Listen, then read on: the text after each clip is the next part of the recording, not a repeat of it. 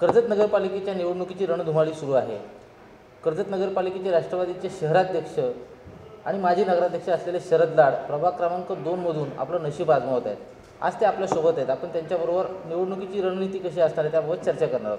भाऊ आपलं स्वागत आहे। भाऊ, तुम्ही कर्जत नगरपालिकेची निवडणूक लढवत आहे। तुम्ही नगराध्यक्ष म्हणून काम केलं आहे आणि आता शहराध्यक्ष म्हणून काम करताय। काय आव्हान असणार आहेत आणि लोकांचा प्रतिसाद कसा मिळतोय? लोकांपर्यंत मी गेली 10-15 वर्ष लोकांच्याच सानिध्यात असल्यामुळे मला लोकांचा प्रतिसाद पूर्णपणे आहे आणि लोकांनी पूर्ण पाठिंबा देऊन मला सांगितलं की तुम्हीच इकडे उभे राहा म्हणून 2 नंबर प्रभागामध्ये।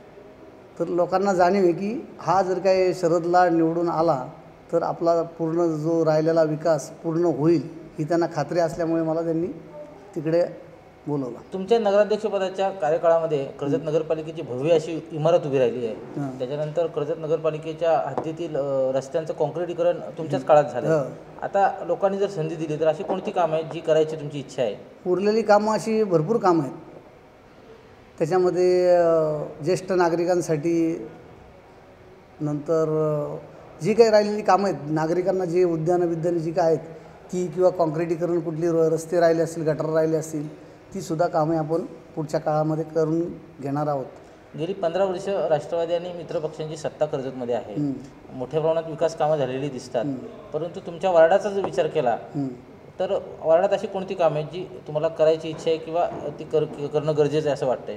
आता तशी मागच्या 10 वर्षापासून जी कामं झाली आहेत, कामं आता जिथे नवीन आता इमारती डेव्हलपमेंट झाली त्या ठिकाणी फक्त राहिली। जो पूर्वीचं जे गावठाण आहे किंवा पूर्वीचं जे गाव आहे किंवा पूर्वीची जी बसलेली नगरं आहेत त्या नगरांची कामं ऑलरेडी झालेली आहेत। मागच्या माझ्या कारकिर्दीतसुद्धा झालेली आहेत, आत्तासुद्धा झालेली आहेत।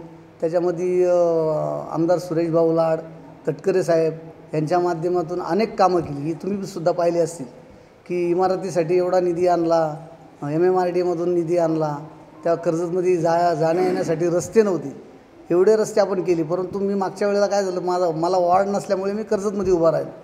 त्याच्यामध्ये कर्जतमध्ये थोडंसं माझं नियोजन बरोबर झालं नाही, त्याच्यामुळे मी पडलो। त्याच्यामध्ये काय मला नागरिकांनी भरघोस मतं दिली, परंतु एक 80-90 मतांसाठी माझी सीट तशी मी तिथून हारलो। ती हार मानली, बरोबर आहे। पण आता पुनरुपी आता मी जो माझे होम पीज आहे तिकडे मी आता निवडणुकीसाठी उभा राहिलो, तर आता माझा 100% विजय आहेच। तुम्ही भाऊ शहराध्यक्षही आहात आणि पक्ष 18 जागा लढतोय, नगराध्यक्षपदाची निवडणूक लढतोय। किती जागांवर तुम्हाला यश मिळेल? नगराध्यक्षपदाला लोक तुम्हाला संधी देतील का? माझं तर मग 18च्या 18 जागा निवडून यायला पाहिजे, कारण एवढी जी कामं केली ते 15 वर्षामध्ये, म्हणजे आमदार सुरेश भाऊ लाड सातत्याने या कर्जत नगर परिषदेसाठी, तटकरे साहेब अनेक ठिकाणची कामं जी उर्वरित जी राहिली होती ती पूर्ण करण्याचं काम त्यांनी केलेलं आहे आत्तापर्यंत। तर जनतेला माहिती आहे की दुसऱ्याच्या हातात सत्ता दिली तर काही कामं होणार नाही, इथे राष्ट्रवादीची सत्ता यायला हवी असं लोकांचं सुद्धा मत आहे। विरोधकांचा एक आरोप होते की तुमच्या घरातले 4 उमेदवार दिले, त्याबद्दल काय सांगाल? म्हणजे आता 4 उमेदवार आम्ही योगदान म्हणजे झोकून दिलं आहे राजकारणामध्ये, म्हणजे आम्ही प्रत्येकाच्या वेगवेगळ्या ह्याच्याप्रमाणे आम्ही काम करतो आहे। हे आमदार भाऊ करतातच काम, पण त्यांच्या जोडीला सुद्धा आम्ही खांद्याला खांदा लावून आम्ही सुद्धा सगळे काम करतो आणि काम करतो म्हणून लोक मागणी करतात की बाबा तुम्ही नगरसेवक पदाला उभे राहा। राजेशला तिकडे कर्जत शहरामध्ये बोलून घेतलं की तू ये इकडे म्हणून, त्याने सुद्धा कामं केलेली आहेत। लोकांना काय आवाहन करणार? आता काही दिवसच राहिलेत निवडणुकीला, कर्जतकरांना काय आवाहन करा? मी लोकांना जाहीर आवाहन करतो, कर्जतच्या नागरिकांना, कर्जतच्या संपूर्ण महिला बंधू भगिनींना, की आम्हाला पुन्हा एकदा सत्ता द्या। जी उरलेली सर्व जी काही कामं शिल्लक असतील ती आम्ही तत्परतेने करून घेण्यासाठी अतोनात प्रयत्न करून आम्ही करू। तर हे होते कर्जत नगरपालिकेच्या प्रभाग क्रमांक 2 मधील राष्ट्रवादीचे उमेदवार शरद लाड।